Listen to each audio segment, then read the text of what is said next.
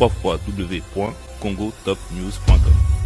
elokadina kalukaka mabele ya kongo ya bana kongo nzela lisolo eleki ya masasi litaya ya muze putu moi ntango nyonso zongisa makanisi na yo moke na nsima.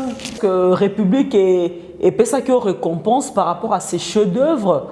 Oh, Yembela Mouzé, Laurent Desiré. Est-ce que famille Kabila Baluka va remercier? Pourquoi Dilou Mon et Papi Texte n'ont pas su prendre la relève des... Voilà, pour que ce soit Nekende. Tu vois? Et puis, aloba quand on peut que mon colonga na okufa, aloba na pepi sonyo sa masale. Na mona ka mko na okufondire mouvement yo vanda souté pour na zo mona mta gérer ngazati. Parce que Pepe Kale déjà, si tu vanda na ye, c'est quelqu'un oyo azala qui ko supporter ba mabe ba masana ye. Et pour toi mon na pe na ma masana tam soya ba conseil retard. Aye pa yembiga banze mona ke na ye. Mais Kale c'est comme si les Cambezate. D'aucuns disent que tout à l'heure Nzungu a Empire Bakou Bezaki géré par Pepe Kale. La preuve en est qu'à Koufana Luamo quoi un peu une mort mystérieuse. On y a eu une interprétation, on a dit qu'il fallait 3 jours. Non. Même Jésus il ne fallait pas fondre la chambre, à fondre la chambre avant 3 jours. Il y a un Pepe Kale à Koufa. Et ça, génération, une génération d'alliance, une génération de mais il y a une génération, à part aider à mis autant à soutenir la génération, non? Non, génération, Baredi, Badefao. Badefao, c'est ce que je voulais dire. C'est les amis. Baba. Kasbino so batwakala, na Baredi a mis Peobeka. Ça dit qu'on forme des akota na génération nyoso. Mais oui. C'est ça qui fait la force de Kofi Olomide. Mais oui. Si qu'on yo soro ça featuring to monde na batwakala. Ba Luciana, na batwakala. Comment ça fait dans ta cicatrice ba bu na filet, ba Fabregas, tu vois et qu'on rajeunir pe au moins mukie. Motema pesa luko ezanga fungola po fungola oyeba ya die esika natia yo ya nie nakomili kokoma PDG Makambo. Yo na fait rigola pe franchement je rêve de ça. Je rêve de voir des sous-accents tout featuring avec Ferregola et ça la bombe. Mokile Ezoya. Eza déjà.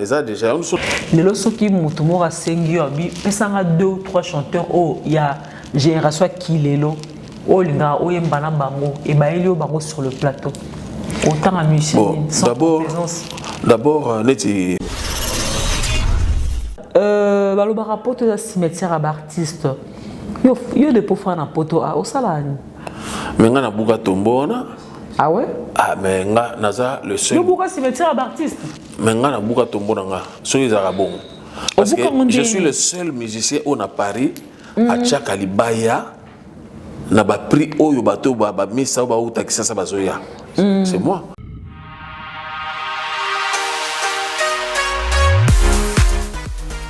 JBM Fret Service pour l'envoi des colis à Kinshasa, Congo-Brazzaville, Pointe-Noire et bientôt à Lubumbashi. Cabina, très bientôt. JBM Fret Service, l'efficacité au rendez-vous. Suivez-moi.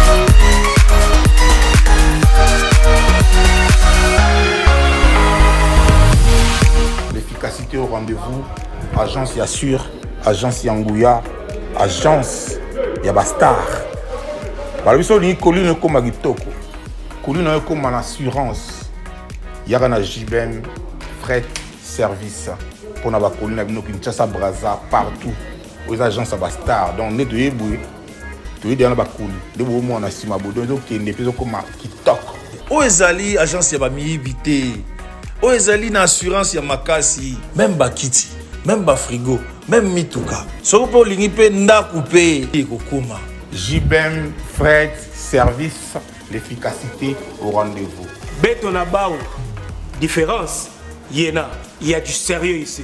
Pour tout contact, veuillez nous appeler au 01 89 16 42 09. Et pour les clients se trouvant à l'étranger, nous sommes également joignables via WhatsApp au plus 33 6 64 06 61 09. JBM Fret Service. L'efficacité au rendez-vous.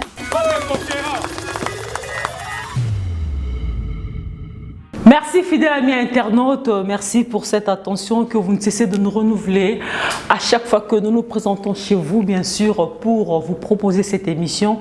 J'ai donc cité Banque des Vérités. Banque des Vérités qui est donc une émission socio-politico-culturelle. Moi, je suis Marlène Kassanga, animatrice journaliste sur la chaîne YouTube Marlène Kassanga TV. Cette émission sera multidiffusée sur la chaîne YouTube Congo Top News de notre partenaire Noli Tambou Les Sages. Encore une fois, Noli Tambou, merci pour ce partenariat. Donc, vous allez nous suivre sur Marlène Kassanga TV. Si vous n'êtes pas encore abonné sur notre chaîne YouTube, vous pouvez s'abonner. Si vous savez, ok, par exemple, Marlène Kassanga TV, au s'abonner.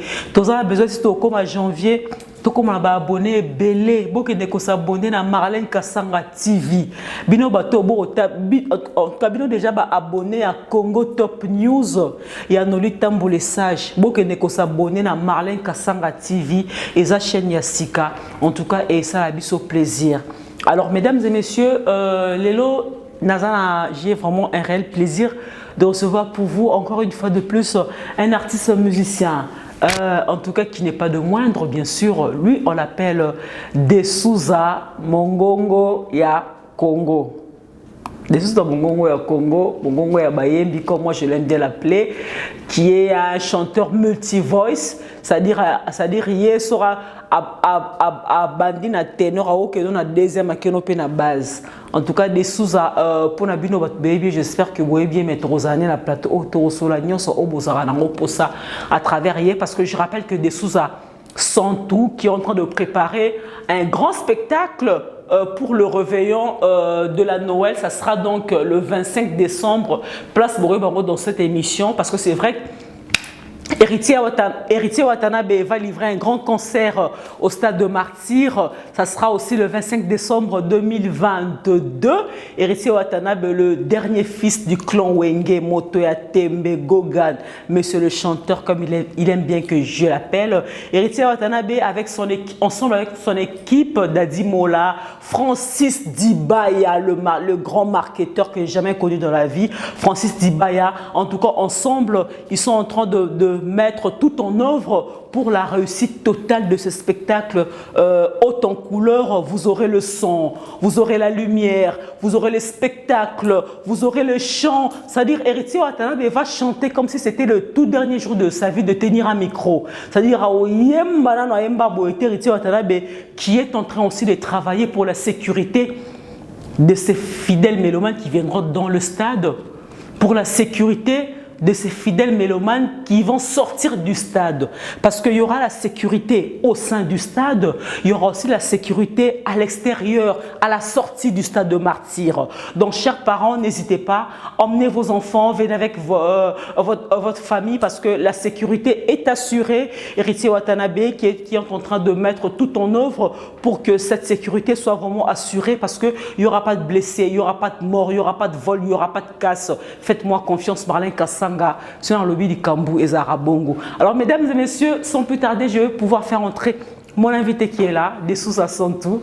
Oh, quand on a le plateau, on a vu ça à Gaïa. Salut, plateau à Gaïa. Desouza, je te fais la bise. Bonsoir. Bonsoir Marlène. Merci et bienvenue dans cette émission Desouza. D'entrée de jeu, oui, plateau Napsondène. Oui, plateau Vitoko. C'est super. Plateau à Gaïa.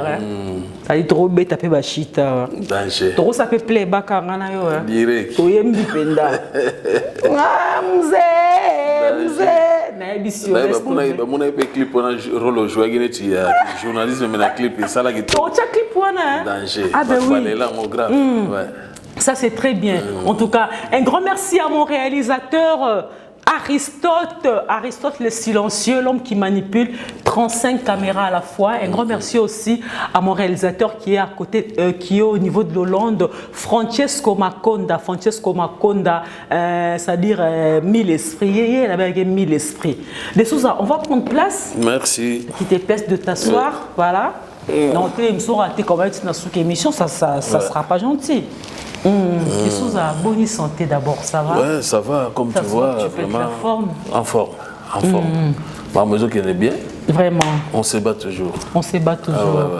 Desouza, il a bien invité dans le plateau, tu vas me le concéder. nangera un peu sleke biso ndambo ya parcours na yo pour na bateau peut-être baye bioté bas occasion pe royer bayo na ngonga oyo soki na lobi qui est des sous-accents tout au répondre ngani des sous-accents tout mongongo elengi on les a ba fan ba bakisa mongongo elengi parce que bolo zo sala makitoko oui des sous-accents ba parcours belé Merci na lobela ngo ba yebi. Ten émission faut bandela ka ça absolument. Je suis parmi ba musiciens, to ba chanteurs ba pigeon voyageur. Otambola trop. Pour na beti bena na contrôler bena ba mouvement belé. Kindumba musical ça.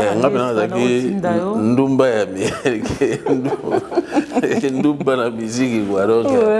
Na beti ba place belé, na beti na histoire na de baba, Master Kenda. Na beti na Shockstar, grand-père, na Benyamabo, c'est na Pselegiona, grand-père, Juna Janana, de Fao, Kofi Ali Baba, Adoli, donc to beti na bango. À part wana Langa Stars, na Evolo Joker, et puis Bimi Ombale. Dans ce qu'on a préparé l'année prochaine, tu as la concert Moko pour la mémoire à Bimi Ombale. Et puis Monza Premier, tu as Shockstar, tu as monté Star Maniang, qui parmi les fondateurs. On a Kofi Ali Baba, Bisso 3. Et puis Empire Bakuba, on a Pepe Calais, jusqu'à sa fin. Empire Bakuba, si tu le permets, il est propulsé au moment. Oui, mais moi, opéra poto. Ouais, Pepe Calais, pena. Cocktail? Au côté avant cocktail ou dans cocktail? On a Pepe Calais travaillé pendant 10 ans. D'accord. Donc, on a un album belé l'Empire, on a un album belé. Et puis, Pepe Calais au Kende, on a fondé le groupe Empire Fondation. C'est moi qui suis le fondateur du groupe Empire Fondation. Na Bouing. Na Bouingi, on a contacté Bouingi, Papillon, Germain Kanza, Bia. Tu es au sein groupe wana titan tu es pepoto bon tu es organité ma imbécile là maintenant je fais ma carrière en solo. Ah là je fais ta carrière solo au tamboli peming na orchestre. Ouais. Babi Ombale, Monza Premier. Si. Ouais. Empire Bakuba, des Baba. Donc la tamboli groupe est belé pena. Na contrôler pena. Hello tu es là betro jazz. Musique au beta déjà c'est les makas au zakun a poso betana au betana ok jazz le sa carrière solo pour la petite histoire parce que il y a eu malheureusement la mort de l'éléphant de l'Afrique Pepe Calais ou a Koufé Katika Gibiso Pepe Calais il y a un espace dans Empire dans chanteur animateur pour donner ça animation à Juna. Oui, na oyemba na ça animation à Juna. Au boire c'est l'eau ni et ça la peine ngombi na rata Empire. Allo banga bonge tala lo bonga bonge allo banga on a écrit na ngai. OK, écrit na yo. Donc ya on a boka na Empire bo bakri msupe na boka na ngai. Cocktail et Salama, na kati Empire Bakuba, Bosali Cocktail, Pepe Calais a recruté ba jeune musicien, ba jeune frère Nabino, ba qui coachait Abino un coup de pouce. Na kati Cocktail un très bel album, un générique mot qui toque au premier Simbaki et après malheureusement toi que on a liwa Pepe Calais côté Bokabwana qui en wana et lui il savait que Bokabwana. Bon, Kokabwana penati, biso to kabwana gité parce que biso Empire ezalaki toujours soudé. Tu es au sala cocktail, tu bengi ba jeune moko ba ekobina. Ba petit Streli, ba nino wana so ba. Streli azara animateur. Nani? Streli azara animateur imta boka e ba créer. Non, bango ba eka kobina. Garçon à boire Azara animateur. Petit Azana Strasbourg. Ouais, c'était un courageux le gars. Il y a un petit animateur. Le reste c'est là, bah danseur pour nous colorer quelques clips. Parce que mon Empire est un orchestre moko, bah non ben Empire orchestre va perdre. Alors tant Juna Koti, bisoto yoko kota to yoko sala ngo to pesa un peu moins couleur. Bozongisi yango en fait borajeunir un peu le Congo.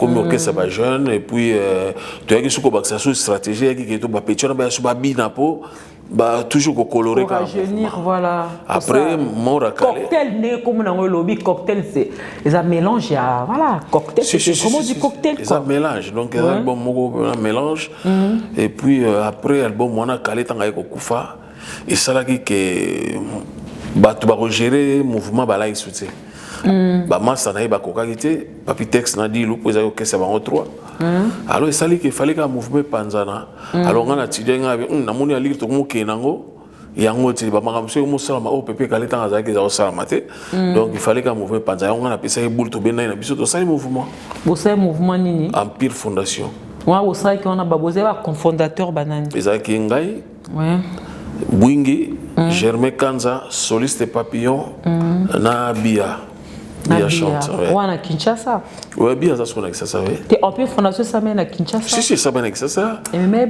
na poto oui to bandi pe to zu ba contrat to bandi beta to beti pena ba bralima zo ki biso pena en charge parce que il y avait vraiment du boulot après to yo ko contrat Rigo Makengo oui ay ko pena biso na poto to komaki awa lokwa to chaki ve Bwingi président to pesa ki réunion to moni ki bon vieux lokwa za mukolo zo présidence organe erreur donc tant to pesa présidence via même mouvement mabe tine to e poto bon esali ke to komia wa abeba ina ba petit tout abeba ina ba petit tout OK donc ba petit ba bendana donc ti mouvement pe ko kufana maintenant on sont un peu dans Empire Bakuba des sous-assanto soro c'est la biso offre donner biso vocal moi qui toro ça na Empire Openda ba maman ba CPA na motema pesa ndoko ezanga fungola po fungola oyeba ya die esika na tia yo ya nie na komili kokoma PDG makambo ya pati kofo wana vocal wana o penage wana nzembo nini na yaniko na nzembo yani opena zaki na même na concert so na beti yango fo bat baya faut battre baya otika mabonza. Mais oui que c'est qui nous étonne, c'est qui nous écœure parce que bateau to lingara Empire Bakuba total à la musique Empire Bakuba ezara à Pepe Kale Moroté bazara 3 fondateurs au kota ngara ba kombo dilu mona na Papitex ezali bango 3 oui. Mais apparemment n'habite Pepe Kale ta simba mo nzungu wana Empire to ndenge nini po liwa Pepe Kale dilu mona Papitex il pouvait bien prendre la relève et il autre to vivre toujours Empire. Car attends, Pepe Kala Kenda, Empire Pekoufa, tu es d'accord avec moi? Qu'est-ce qui s'est passé? Pourquoi Dilou Mon et Papitex n'ont pas su prendre la relève des... Voilà, pour qu'est-ce soit Kende? Non, par là, oui, bah quoi, vous avez un secret na bango, on ne sait pas, on a tiré au monde en côté, mais que diriger, c'est pas donné à tout le monde. Que diriger une société, que gérer une société, c'est pas n'importe qui a gérer la société. Beaucoup vous avez belé, mais moko toujours à la sens et la responsabilité. Parce que Pepe Kale déjà, si tu vas dans c'est quelqu'un qui peut supporter ma bé ma sanae. Pour tout le monde on peut na, ma sanae tam soir mon conseil retard. Aïe pas embiga banze mona kenae. Mais Kale c'est comme si les cambezate. Tu vois? Et puis alobaka ngope ke mukolonga na okufa alobela pe bisonyo sa masane na mona ka mukona okufondire mouvement Uvanda Soute pour nazo mona mutawa gérant ngazati et c'était vrai, sa parole était juste lelo pa kufa ba misane zate ke opona mpungo non ezali ke sans gérer ma solo, c'est pas donné à tout le monde. Non, mais ça, sans gérer ma solo, Zolo Bango, je ne sais pas de quelle façon tu en parles, parce que d'aucuns disent que tout à l'heure, Nzungu a Empire Bakou, qui géré par Pepe Kale. La preuve en est qu'à Koufana lui un peu une mort mystérieuse. Non, mais ça Pepe Kale va interpréter à Koufa lui comme ça s'appelle lui à Pepe Kale Koufé. Non, ils ont lui normal. Azaki mutu azaki déjà munene asali arrêt après c'est quoi 3 jours 3 jours c'est quoi moi si nae que son repose un peu aussi maman na biso pas tarotika biso asalaki arrêt normal azaki mutu munene et puis c'est bon on ne se toyo kana une interprétation on a dit que non il fallait 3 jours non même Jésus moi si nae il fallait pas fondre la chambre à fondre la chambre avant 3 jours il y a un Pepe Kala Koufa il y a salaki crise asali crise azaki bien pour na solo dans la journée on a compte rendu médical na solo li na et puis tant asali crise ba ken hôpital mamuka kati ils écoutent makambo ya ba 3 jours wana te wana ezalon ka bon c'est normal azaki star monene bato fo baloba na bandenge na bango mais biso to yebi ke vie azalaki bien asali arrêt cardiaque bakei na hôpital akufi. Et ça, Binoni Liwa Pepe Kale, bon, on a vraiment que avenir musical Nabino, espoir Nabino est s'envoler. Liwa Pepe Kale, Ozara Wapi, ou apprenant comment tu as réagi? Non, mais bon, qu'on perd d'espoir, non. Mais, il fallait que Yim Dazaki, il y a la période, donc, il y a l'idée de ma solo. Tant où il y a Koufi, tout ça, il y a même un contrat fait aux États-Unis. Ok. Alors, tant où il y a Koufi, et ça, le cocktail et ça, là, succès, ma casse. Ah, si cocktail, celui qui a Koufi, mais, à Stade de France, tu vas être en moi. À ta martyr, Bobeta. Tu vas être en haut. Parce que quand on a quelqu'un à niveau, ça va être. Tu regrettes qu'il y ait, bon, Moutuna Moutazaki n'a souci, mais bon, c'était normal. Moi, j'avais trouvé ça normal. Dans mon cas normal, je sais que non, il fallait pas Pepe Kala Koufa, vraiment il fallait des sous-amis Kili Banini. Mais moi je répondais Batou que non,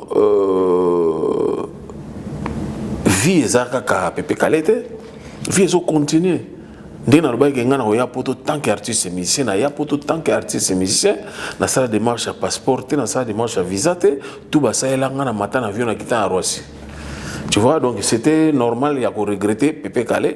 Vraiment, c'est grand, tous la formation qu'on va dans et ça a peu blague. Et changeant un peu, oui, nous avons un peu bien, mais on a vanni na épée à apprendre les sources. Donc, tu regrettes qu'il y a un sens où on a parlé personnellement. D'accord. Bossali Empire Fondation, avec les autres amis. Mais je crois que si je ne me trompe pas, c'était avant que Boya Poto. Tango Yembaka, une très belle chanson en hommage à Mosé Laurent Désiré Kabila. Hommage à Mosé Laurent Désiré Kabila. Non, mais les bandeli nango, ils allaient qui oui, les bandeli nango batu mingi, le qu'on a sagina au pipte, batu mingi bazai ko doute ala qui tango sous mais après na yeko sala ba image, batu ba comprenant que ngam na banzembo wana vraiment c'était ezali moto sala ki ngo to improvisation comme ça là. Alors, dans ce moment au ciel, pour tout ça, plaisir, tout c'est ça. Le Saint-Esprit qui est en train de nous suivre, le Saint-Esprit, lui, on l'appelle le docteur Jeff Ndjadi Leteta. C'est-à-dire, il n'a pas de Facebook, ni de WhatsApp, encore moins d'Instagram, mais il est parmi nous. Il y a l'esprit d'être aux Azanabiso. Apa Ndjadi Leteta, Ndembaki, on appelle ça Mbote na Gindinga. Docteur Ndjadi Leteta, on a bien le Saint-Esprit. Facebook ezate oluke na Facebook ozoete amona na répéter oluke na WhatsApp ozoete oluke na Instagram ozoete mais azap obeto za Docteur Ndjadi Leteta parce que il est le Saint-Esprit azana biso awa et puis na ça que les autres ozana des sous sont tout au ça les plaisir na et moi le romki ça hommage na liwa musée yo wana katenge samakila oya mwana no pele kidayo oya papara pepa amina yo na entere oyo ya papa ya eza kutu ya yote ela kadina kalukaka mapele ya Kongo ya bana Kongo nzela lisolo eleke ya masasi litaya ya muze putu moita ngonyoso zongisa makanisi na yo moke na nsima okotambola na nzela ndenge nini okobibanga kongole ndenge nini awa okati vi na ye omikosi okanisi makambo esili awa okati vi na ye Kongo mobimba etelemi lisusu Kabila musée Kabila en tout cas vraiment nzembo wana et ça là biso passe na motema en tout cas il peut composer un nzembo wana peut interpréter une très belle chanson nzembo on a écrit ça ensemble avec mon vieux Suzy Kaseya. OK tout ça les musiques il y a ça les musiques to bano comment ensemble papa tout ça liango na koti na yembi Je ne m'attendais pas que ça l'ampleur on est salagi. Vraiment. Oui, je prenais ça comme ça, chanson patriotique, et voilà quoi. Mais bon, ça cartonnait et tika histoire. Oui, mais on a un nzembo à Kabila, il y a Kabila Musée, il y a hommage. Ezaki année ni kutu on a père Kabila Koufa en année 2001. Donc ezaka attends il y a Kabila Koufa en 2001, oui. On sait mon appelle ça en 2001. En 2001 et après son fils Joseph Kabila qui a succédé au pouvoir. Est-ce que République est ça qui récompense par rapport à ses chefs-d'œuvre? Oh, Yembela Musée Laurent Desaka. Est-ce que famille Kabila Baluka va remercier? Bien sûr. D'abord, nous avons entendu ça quand ils avaient na moi prophétie mon akati parce que na yemba musée OK mais tikeli biso mokitani na yo mwana mpiko ya ouais nana so nena mbagwana. Alors moi na pas ekozwa Kabila le fils Joseph a ekozwa pouvoir mais côté ko yambanga oui. Vraiment so na bi que na lia rien c'est faux. La récompense parce que récompense elle a qui dans deux côtés. Maman Sifa Yambanga, Jeannette Yambanga, donc c'est ça quoi. Ça c'est très bien. Mais Oembara Kabila te pour Namonako, en tout cas pour moi franchement tu es un patriote. Namonaki Oute Oemba Penze Momoro a pour la fondation Denis Nyakero. Si qu'est-ce qui t'a poussé à faire cette chanson? Bon, Nzemona na sala ngopo namonaki baction fondation zo sala. Donc inspiration mo ilinga parce que ngasoke boule na linga fait bima. Donc ilinga na embeli fondation Denise après il y avait ba suite à la guy. À part on a na embara chanson mo les sous na internet maloba ya peuple. Alors trinquer oui que non to trinquer tu de te servir. To trinquer mouki et ça la biso bien voilà chin chin. Ouais, vas-y. Donc, ça a un moment où il y a un peuple, donc il y a un Fachi, mais il y a un peuple. C'était pas pour Koumisa, mais pour Nakolobelaye. Que demande le peuple? On est choisi quoi le peuple? Que demande le peuple? Souffrance, il y a peuple, tant le roi a eu pouvoir, aïe, on a besoin à peuple. Ouais, donc na lobela qui on a quoi lobela, bah tout ça, mais nous on attend présent par eux quand on est place dans le bagage. Pouvoir na yo ils allaient pour nous se servir, ils allaient pour nous servir. Servir non, se servir et non. Se servir non, c'est ça non? Servir. Se servir non, servir oui. Oui, donc dans l'obéla qui est, on a une image dans l'obéla qui est parce que faut à travers musique à Koroyo ka peuple. Bien sûr. Vous êtes un leader d'opinion. Ouais, c'est ça. Vous avez véhiculé message aux heures peut-être na cité moto azana la possibilité de recommencer na mokonzamboka te mais yo par ta belle voix et par notre complicité nous la presse recommencer na mokonzamboka te la chambre na emba la moko à travers tes chansons pour à travers nzembo wana ayoka yango à travers nzembo wana ayoka message on appelle ça donc comment De Souza, qu'est-ce que tu répondrais dans bateau le baron de De Souza mingo bingo peut changer na oyemba na habité. Qu'est-ce que tu répondrais aux gens qui diront que De Souza mais c'est un kala De Souza mais ça va antiquité mingo akala to ke nango wapi. Parce qu'on dit que oyemba peut changer.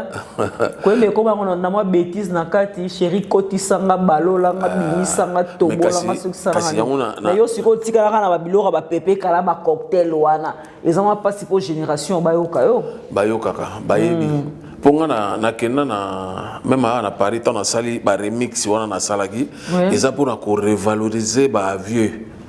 Et ça génération na génération ba d'alliance té na génération na bangote mais il y a génération na génération tout le banini toza nga ba génération na ba ready ba master na ba ready c'est ça tout bon donc aussi quand ba ready olobi pardon autant na son génération na pas ready non na ready to yemba na l'album nanga yembaki ayema deux album dans les ambassadeurs a pas ready ami autant na son génération non Non, génération ba Redi, ba Defao. Ba Defao, c'est ce que tu voulais dire. C'est des amis. Baba. Kasibino so bato akala na ba Redi ami spero bien ka. Ba nzembo akapo. Redi ami spero akapo bina nzembo na boîte fo bina rara misokito.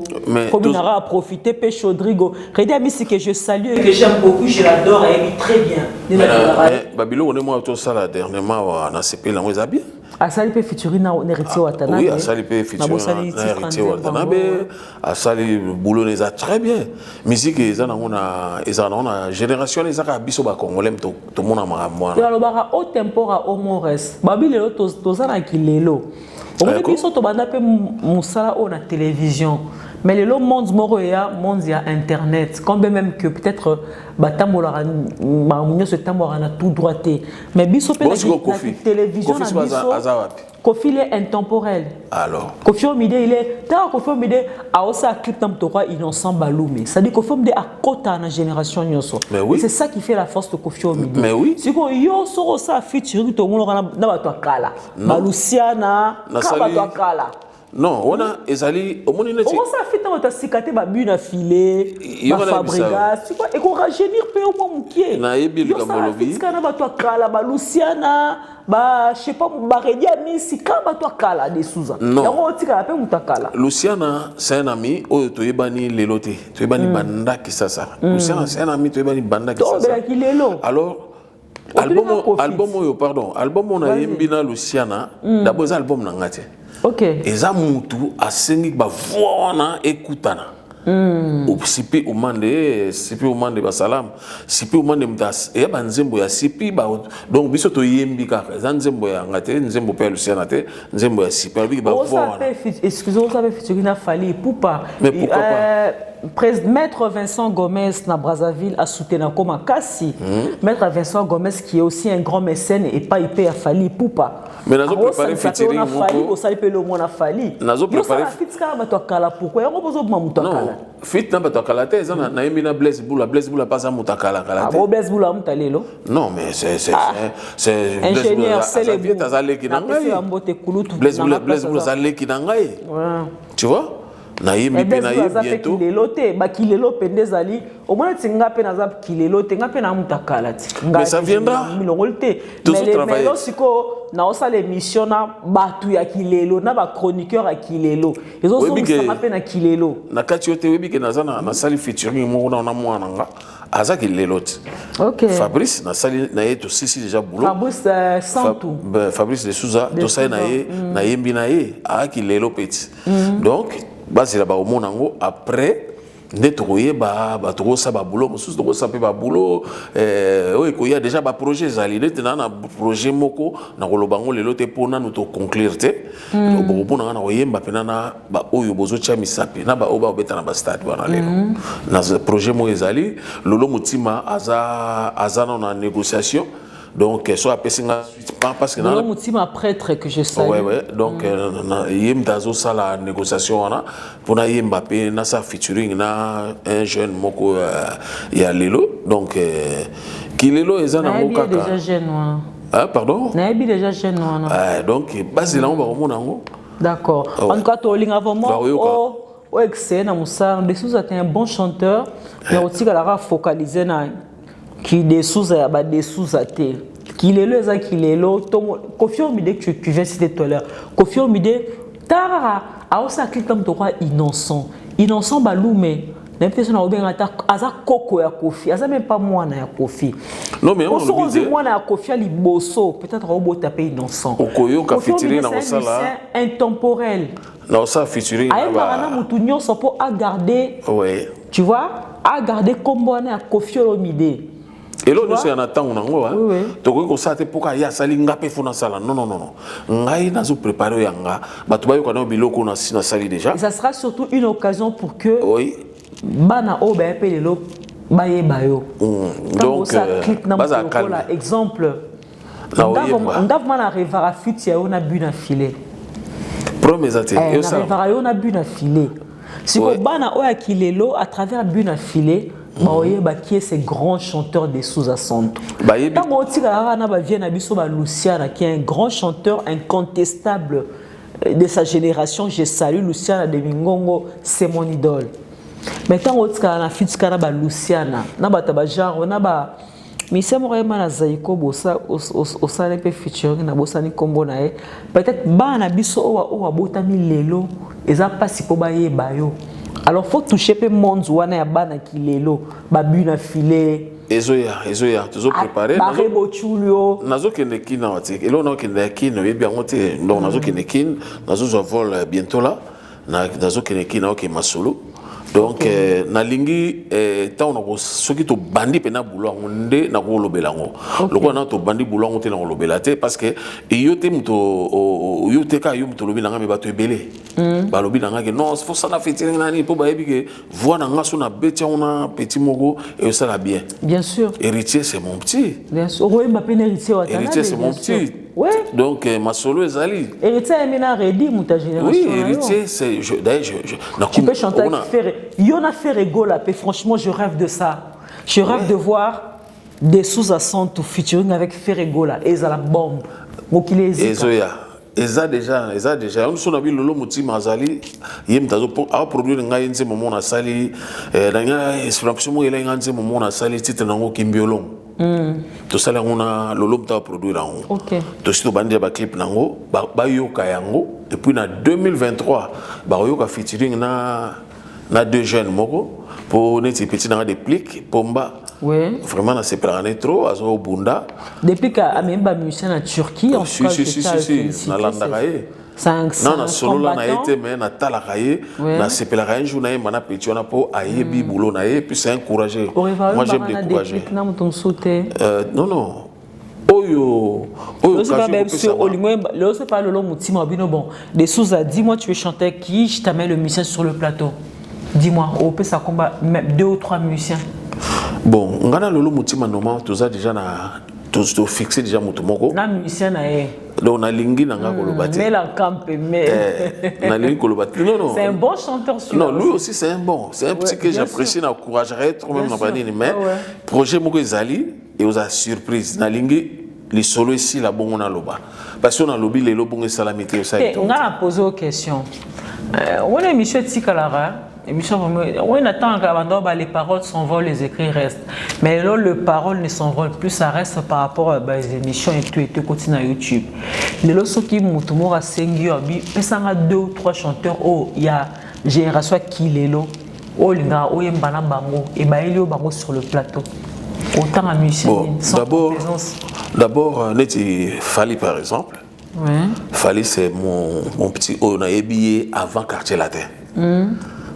Tina kumisaka ye basi batunanga yo kumisa fallait trop non fallait azali leke ya ngai na yebi na tala latin sona ke ezana nzembo na sala yo ko yemba na tala latin non ngana ba ke orchestre ya bango ya bango ba jeune ngana zaki ko kene mozin wa zaki ba konzi ya groupe na bango wana ina zaki amina ngato beta na langa star alors sona ke na tini ba ko bengela ngai fallait OK fallait aye Nzembo na beta chérie Eliotet mon amour vraiment chérie to banda on répéta on a fallu na otina ba bengi ya zaka soni o vinga na ko kana ba shao te ba silo fala soni ya zamta asa timide fallait le ba on a échangé si azara moi à côté mon esprit mais oui musique il faut que ça esprit ça zo lo ba te bon ngana za ko lo ba na bina ko na ko ndiro lo ba ro ka tetilelo mais lelo faut lo ba po so lo bité ba trop tu vois donc fallait aza petit nanga oyo masolo kozalaka nango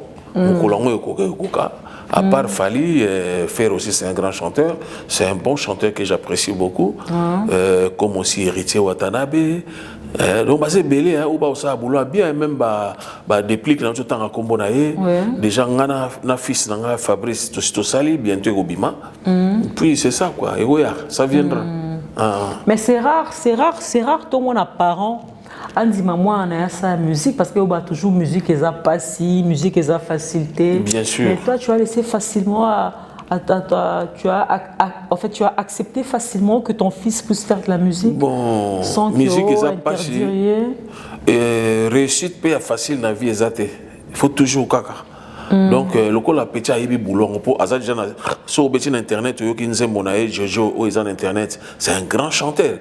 Au penal qui azad chanteur ya ceux na comment nani na YouTube petit Fabrice de Souza. Fabrice de Souza. OK. Donc c'est un grand chanteur na moni ka aïbi boulon alingiango. Azo sala bon ce que ça il faut na chaye poa ngam na produire ye nzembo wana ngam na produire de zéro jusque là. Ça peut qu'il pas danger. D'accord, en tout cas, bonne chance. J'espère que prochainement, tu vas voir un côté français belé, mais tu vas voir de Souza, le rapport de la cimetière à artiste. Il y a des pauvres en poto à Osalani. Mais on a beaucoup de tombeaux. Ah ouais? Ah, mais on a le seul. Il y a beaucoup de cimetière à artiste. Mais on a beaucoup de tombeaux. Sur les Arabes. Parce que je suis le seul musicien au Paris, à Tchakalibaya. Na ba prix oyo bato ba misa ba uta kisasa bazoya c'est moi nga beta ba concert ba 25 30 euros neti on beta les 4 40 euros nga za na beta le 24 na beta na Noisy-le-Sec wana na espace Noisy-le-Sec le 24 décembre na beta wana na 14 rue de la Pointe Noisy-le-Sec 93 200 comme ça na beta wana. Donc bato ba ya ebele loka ba ko mongongo elengi na le seul donc ngai cimetière pena on dirait na pikola ngo pour ngai na bimisa disque na Paris awa na sala banzembo bato et na ba voiture bato tout ezali vraiment vous comprenez donc nga pour nga ki cimetière ezaka soza na ambition te soza na ambition ya on a tout sur la siko na lekina nga bivarai et puis faut en ambition faut travailler faut ça la banzembo oyo ko bimisa yo. C'est ça. Oui, éviter. Bivaré qui est un très bon chanteur, donc, en tout cas, pour souhaiter la bonne chose à Azali. Il faut persévérer. Quand on a eu na bandi ko sala album na les ambassadeurs, ba tu vas décourager nga. Ah banzembo na. Ah tigana yo.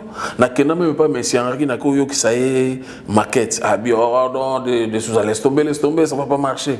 Même que les bimara mba. Les lots qui ne connaissent pas Henri sur tourner Michel na préféré zanga. Na kangi ma solo partout.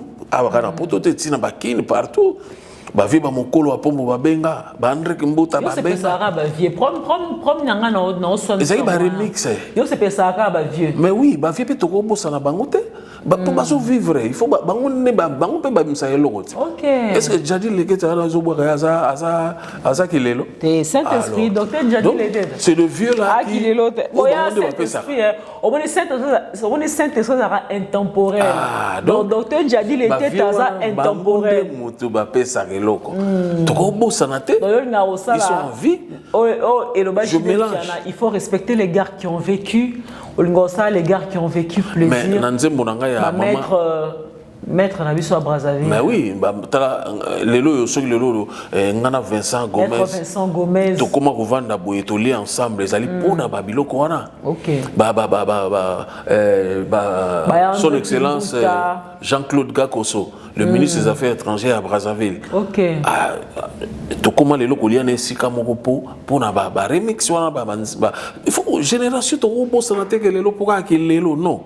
Na beta ki banzembo wana ya kala mais na ki lelo parce que na beta on a guitare acoustique à l'époque beta on a guitare électrique mais na beta on a son ya kilelo yango pe simba ngana mona ba jeune bazo discuter l'album wana ba jeune pour ba jeune mususu ba yeba ke za ba nzembo sika po ba yebi yangote bazo na mona bazo discuter grave même na ba Château Rouge donc kilelo ngozaka kilelo mais musique izaka musique pour ça na yo kineti ba nzembo mususu na zo ka ba jeune ba obeta même neti faire so total bien ba nzembo ne la na ba mona ba OK jazz ki yo ke jazz yana kati ouais faire à gratter moi guitare OK jazz soko yo ki fali oyo kaka ki kala ezana kati.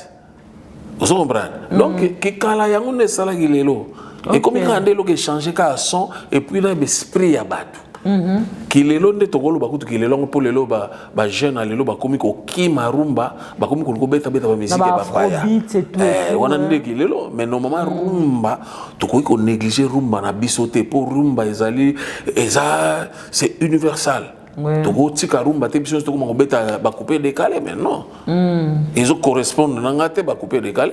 Vraiment. Ah ben oui parce que ça d'aller bien. Na peut sur exemple moko. Fallait ça des succès na banzembo na likolo mais banzembo evanda lelo soko na fête oyo kaka kata so kata kata na rumba ne rumba makam donc to ko boka rumba te pona ke lelo yango lo kezo bebisa musique na biso ki lelo wana rumba pona nani quand on dit rumba c'est quoi la rumba? Rumba c'est la musique so expliquer en gros étrangement à thème bosso na biso à tout mais c'est quoi la rumba? Oui c'est ni rumba zani. La rumba, c'est la musique congolaise, c'est l'identité. Notre culture. L'identité à la musique congolaise, c'est la rumba. Identité na biso c'est la rumba. Tant to beta ba Rochero ba beta kana ba Olympia à l'époque au pena kino mindele ba ko zoya kino beta. Ezala ki lelo te. Ezala ki rumba. Lelo yo pe tozomona ki lelo mettons bazo beta même ata les kanga fallait au beta na stade. A beta ki pe ba rumba. Donc rumba ezali identité na biso tokoki ko bois ki sangote pona kelelo kelelo kutunde yango ndezo sa moi mbulu muke. OK.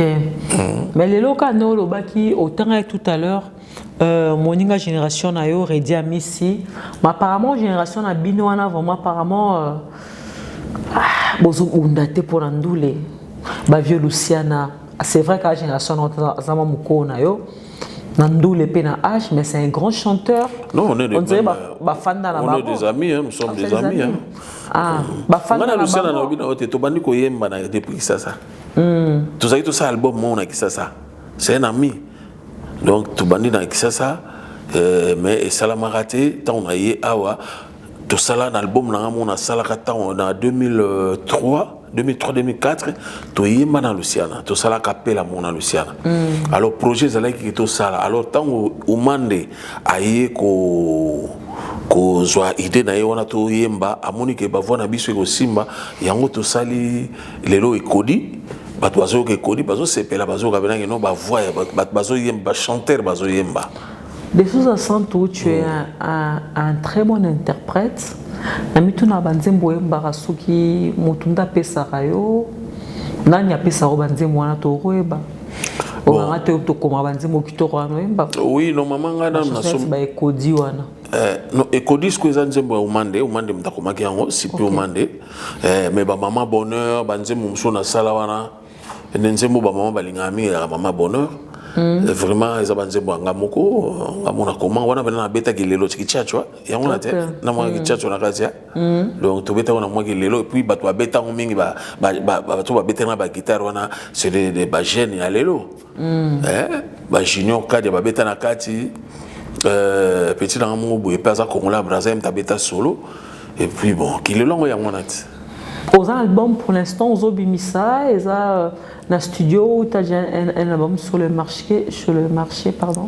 Non sur le marché sikoyo na marché na za na ba maman bonheur ota ko bima sikoyo to sala ba clip ya Ekodi et ça déjà na marché to na si lobby to za na tournage ya clip na Luciana pour to sa nzembo ya Didas Pembe motema ya mama Lina donc lobby to tourner clip na yo donc le na okendekin bako asoli bien il y a sola danger. D'accord. L'émission mon abena no boka ka eka nanko. Pas soladage. Donc il a soladage. C'est quoi spécialité ni en fait ni a particularité ou elibiso na album na yo à tout peut-être auto mais sans ko yokaté. Neti nzembo na ya kimbiolongo bato soka yoki kombo na zo kanza ni makambo boye ya bankoro eka ndemo bankoro. Eza bon te. Omonika ne bato musuba kala toyoka ba yemba pe mandala la bato so yemba mai ba musuba ngana yembi kimbiolongo ga na yembi ga kimbiolongo eza na style folk donc inspiration moyela na beta musique folk alo kombo ne yelinga pe na yembi en mais danger lolo mutima lobi ke no nzembo yo yemo occasion en charge donc azuba ni nango ndina okendekin na bengaki déjà ba aux orchestre na kin non na ça na orchestre c'était maintenant un groupe ba petit ba compagnie ngai bazo zela déjà ba na kin et groupe ya groupe moi ezali kuna maintenant orchestre c'était so na ye na benga bango parce que AP on se produisera trop des sous au betara trop na Paris ba tebelo ba ota biso parce que je rappelle des sous n'a présenté que tout à l'heure, on a bien encore l'homme au multivoice. C'est-à-dire que tu es capable d'interpréter 3, 4, 5 voix à la fois. L'autre fois, avant-hier, on a bien on a epsio. Dans le concert, on a interprété Jeff, il y a Grand Calais, on a interprété Taboulé. Franchement, j'étais ébloui, j'étais fasciné. Oh là là, c'était un truc de ouf. Et c'est pas ça, Makasi. Batebe balinga ko on vivre peu banzembo ya kala wana na takina ko mo mkina likona kilelo mais batebe balinga ko peu banzembo ya kala wana et ça donc c'est pas donné à tout le monde que à interpréter biloko ya bato ebele pour album on est les ambassadeurs na interpréter dans ça là 14 titres na yemba d'alliance na yemba Vadio Mambenga Evoloko Joker Joski Orosala moi cocktail cocktail ala comme cocktail c'est ça peut cocktail à voix ya batouana à kana plateau pour nous ça le plaisir na bénion so ba hôtel à Bisson en ce moment oui donc na interpréter batouana et senga ba mayele moboy et puis tant on a interprété ramutu na komaraye absolument na komaraye pour na bimselo ka bien na bimsa na bon mwana pour sali 14 titres dans nzembo moko yanga moko vraiment na ebité so mudakolo bageno esimba ite za na yoka mopete tozo ma cocktail va voir na test donc neti nzembo ya d'alliance dans ça ça des chansons Jaria Jaria Demba mwana ponto mama lingi yo mingi Bernadette nasengi yo oyoka mwana mama bango bako pekisa mona biso ezalaka pasi mingi oze olinga eloko mama ako pekisa tolingani demba mwana mama donc on est aquí d'alliance tokena Joski na saki nzembo na ya Oli kambo ebo ezali unjemo oli kambo koni bongisa ko bimisa kolinga enu na te o talakanga yo linganga yo na ba ekomona ne ba pasio tango etana te o makamo faria ozo comprendre ça mangwana zate mangwana ndikuna imbaki chanson ya Vie Simaro, Mangwana Mtaema, on faut déjà commencer ça. Comment s'il te plaît? Côté Mangwana. On est aquí Vie Mangwana Mtaema qui. Donc Vie Mangwana si tu aimes bien à part wana, tu aimes sur un album nanga, tu aimes tout ça na EP featuring na Vie. Et ça na autre clip en déjà na nini. Vie alobi nanga na yem na linga petit nanga bio nanga linga we mana batu n'importe qui mais toi tu m'as convaincu. Au convaincre nga pena que na yemba na yo. On se comprend. Ne moya Kati matana balingi kokunda ngai mobesu nazali nano kopema nano nakufite oyo fote ya mbanda te fote ya komelesa atekeli biso elamba ndenge moko bampangi ye komelesa ye ko aluka na ye se mongo ye ngai na mbanda tokokani ye wana kuderataka te na concert wana batutu bateli il y a un concert dans la ville. Na biso laisse tomber. Et pas kawa pa na kota na piste ça dit na longo na kilelo na zogi na kibutango wana. Tu sens tout un grand interprète mais disons que ça la pe banzembo na mo pe ya kitoko. Ouais, banzembo ezali ba maman bonheur ezali nzembo na ande bazo manquer yo. Na nzembo na mbela ki Vincent Gomez. Ouais.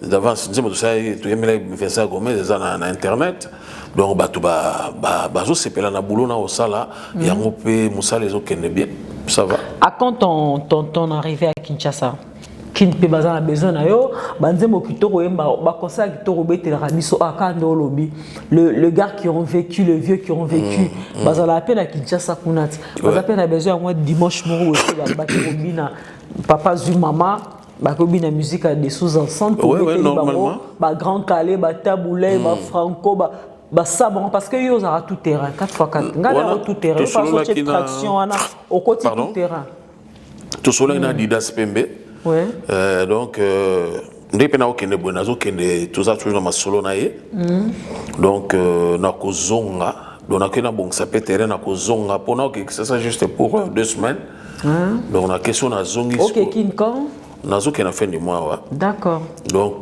pour 2 semaines au zonga et puis dans le mois de février mars ndesi on a aucun descope na to préparer ce terrain pour na beta na sepelisa pe ba kikala.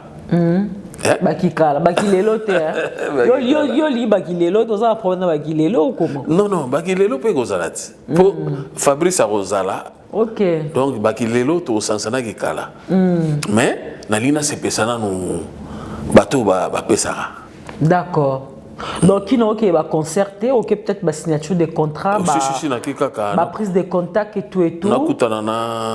Bateau na ma solo, on a utanga combo, et plutôt solo là, to finaliser ma solo, on a zone publicité banco. Ni la particularité et un concert ou on offrir biso peut-être au séduire biso pour un concert. Bon, bah surprise ali, na bakisi répertoire. Okay. Parce que na moni pe ndenge bato ebele ba bengi nga to lingi boy donc tout oyo bato ba lingi ekozala. Alors na invité na nga vie na nga utamai akozala troyemba pe na ye bato ba yoka pe vie utamai akozala normalement ils a prévu Vieni Boma azala. Donc alors Ni Boma un grand chanteur ou Ni Boma. Si. Alors un concert ou Si Vieni Boma. D'accord. Alors c'est la suite moko ya Kenya. Ce qui bato ango ba réaliser te Luciana a okene na Londres a okebeta na Londres. D'accord. Normalement soit azala qui fallait azala mais azana concert mona juna mbafu na Londres. Donc décembre azana à Londres. D'ailleurs quelles sont tes relations avec Juna Mumbafu? Pardon, Juna, ma relation avec Bino, quelles sont vos relations? Ouais, bon, ça va. Hein? Juna, to benganaka. Normalement, tu as un projet moko na ye. To sala eloko moko na Juna. Nde ceux qui sponsor moko bien mon année pour à financer en gros. Ou soit, moi je vais faire de mon mieux. Il faut tout réaliser eloko na solo la na à se plaindre en gros. Donc tout ça eloko mon na Juna année prochaine. En tout cas, merci. Merci beaucoup de Souza. Nous allons clôturer l'émission. J'espère que tu comme dans Souka. Il y a entretien à Bisso. Peut-être comme ça, tu n'as qu'à côté au Loba. Non, peut s'emboter pas. Il y a Raoul Wala Service, Jean-Claude Koufi Clo-Clo, Nabo Sanité, Nabo Sanité, mon ami Nangaï, Décor, Simon Décor. Simon Décor, mon thème Peggy Petit. Donc, basé belé, bamususu, na be monsieur Goyata. Et puis, la pesi baba, na tout, Mbote, Kobanana Fabrice, Kitana Baleki Nae, David. J'ai aussi un enfant qui chante côté religieuse. Hein? D'accord. David de Souza aussi, il y a Zobeta côté Nzambi. Ok, c'est très bien. Il y a autre chose à licence Nae. Vraiment, on a plaisir à trop. Éducation, on va vous dire Kitoko.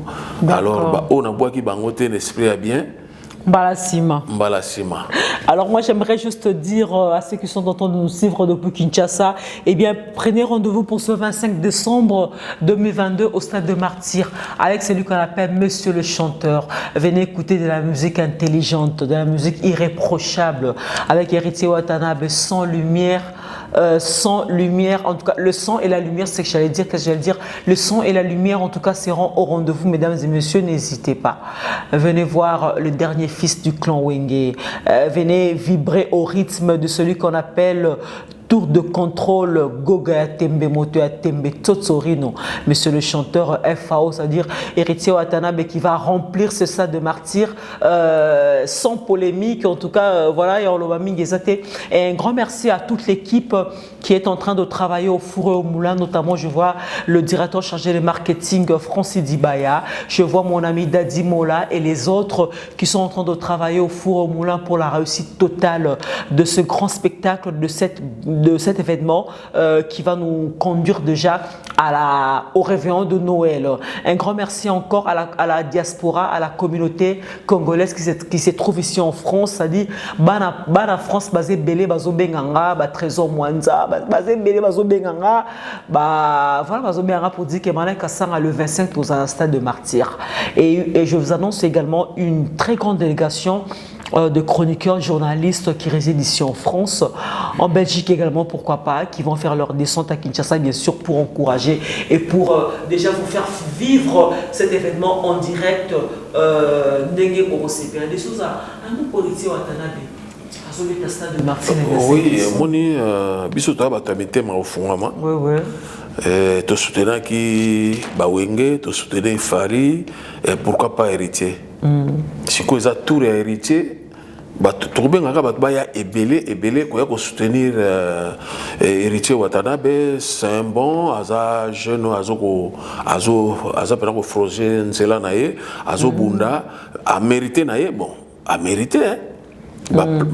Azobeta manakin ba biyem tasima solo partout donc a mérité tout soutenir yé to benga batu ba ebele na stade na ye alors na bosanité ya Lino Barros hein yende ta simbi masolo nanga awa na Paris ya Lino Barros na bombi ya Lino Barros ya nga donc na Facebook azate Ye ozoete ye pas ça tangi boito luke na Facebook hein ye na Facebook azate monika marque ya legeta ye pas ça bon ye pas ça amona na ate na Facebook anonyme belé ya bombana donc tobenga nde to cholo ba pona héritier c'est mon petit o ya respectanga trop na lingage trop vraiment na compta neza na ba projet zali que masolo ozala pena ye to yemba na ye donc to beta na pena ba ténoria to voilà vraiment.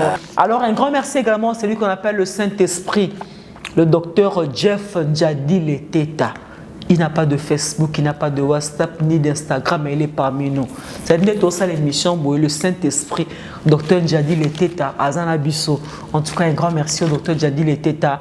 Un grand merci à mon réalisateur Aristote les Silencieux, l'homme qui manipule 35 caméras à la fois. C'est-à-dire autrement, caméra, gauche, droite, caméra. N'invite à sauter Nazar, puis tout le monde a ça m'a belé ton invité. Aristote, les silencieux, mais un grand merci à toi. Tapis. Au sentir plateau, hein. Tapis na tapis. Professionnel. C'est-à-dire, ma tourbe tapé playback. Danger. Danger. Vraiment. Alors, mesdames et messieurs, n'oubliez pas surtout de vous abonner sur notre nouvelle chaîne YouTube, Marlène Kassanga TV. En tout cas, vous allez belé, vous abonner. Bah, déjà, vous êtes à Bissona, Congo Top News. Il y a Noli Tamboulé Sage. Vous abonnez les sous-sous. Vous abonnez vous abonnez les sous-sous dans Congo Top News.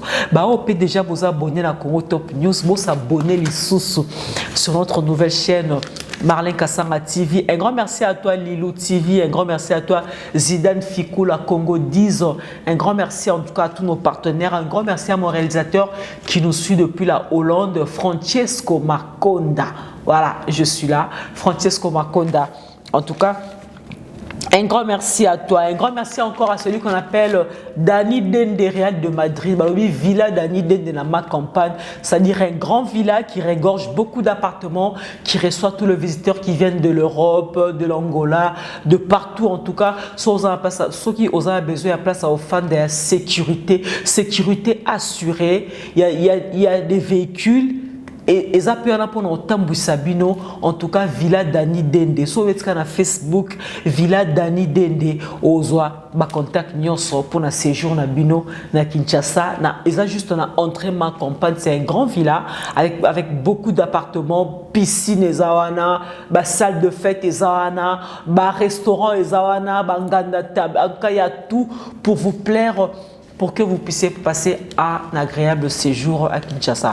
Mesdames et messieurs, moi c'est Marlène Kassanga, journaliste animatrice. Je vous dis un grand merci de nous avoir suivis. Et si vous avez besoin de passer dans cette émission, eh bien n'hésitez pas. Notre numéro est là, contactez-nous et nous nous ferons l'énorme plaisir de vous recevoir sur ce plateau. Encore une fois, merci de sous-ascendre. Merci beaucoup Marlène Kassanga. Rendez-vous le 24 décembre dans Noisy-le-Sec, dans la salle Mosaïque. Dans la salle espace Noisy-le-Sec. Parce que ça a deux salles. Mosaïque, il y a Mouké, mais il y a Mounene. Il y a plus de 500 personnes. En tout cas, comme ça le 24 décembre. On a le 24 pour Batou. Lobby le 25 na stade. Vraiment parce que le 24 décembre on a un concert nayo na salle na Noisy-le-Sec. Le 25 décembre na 9h na avion na Air France. 17h on a à Kinshasa l'aéroport Njili. Donc on a un aéroport Njili Mbalamo stade de Martyr. Francis Diba a déjà badge nanga à Bombelangai Pourtant, on a comme stade Mbalamoro, on a tabach en tant que presse. Non, mais on a appelé na okende wana lobaka pour un concert. Si on a un concert, j'allais retarder pour na kota concert ya l'équipe biso héritier Watanabe. Mais le 24, on a asile sec. Dans ceux qui perdent Noël à l'équipe à 23h à minuit, à Tikeli Bana na biso ba cadeau. Totiki Bana, to continue na voiture, toke na noisile sec. To ya rolora bongo lengi. Il y a des sous aïe Mbarakara. Aïe Bosselo Moussouté. Aïe Garoyeba. Merci beaucoup. Aristote, l'homme qui manipule 35 caméras à la fois, je te dis un grand merci. Allez, au revoir, prenez soin de vous car chaque jour est une vie. On se retrouve très très prochainement. Allez, ciao ciao. On va trinquer pour la dernière fois et puis tout cas émission, voilà. Ah, super. Voilà, allez, bye. Au cœur de Kinshasa, découvrez Genesis Hotel dans la commune de Kasavubu. Pour un séjour agréable en République démocratique du Congo, pour votre plus grand plaisir, passez un séjour merveilleux avec des nuits inoubliables, des chambres climatisées, spacieux, balcons garantis.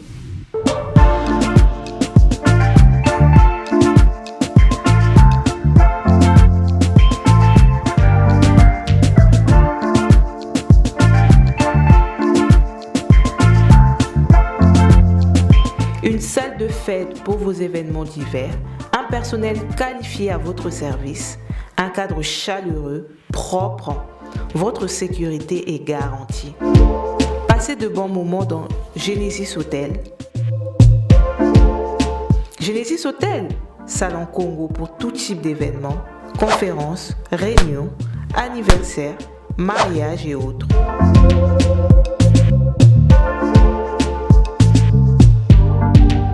Nous sommes situés au 8 avenue Kanda-Kanda, dans la commune de Kasavubu. Pour tout contact, veuillez appeler +33 6 63 85 41 56 +243 90 48 61 050 +243 84 13 33 3 16. Genesis Hotel, poto ekiteli biso na Kinshasa.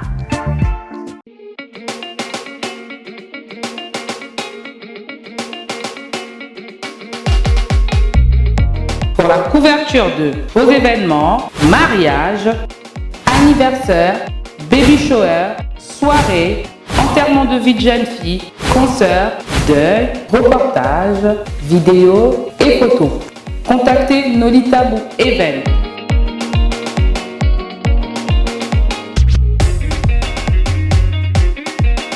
Besoin d'un bon maître de cérémonie et animation pour vos soirées de rêve? Contactez Nolita Bou le Sage.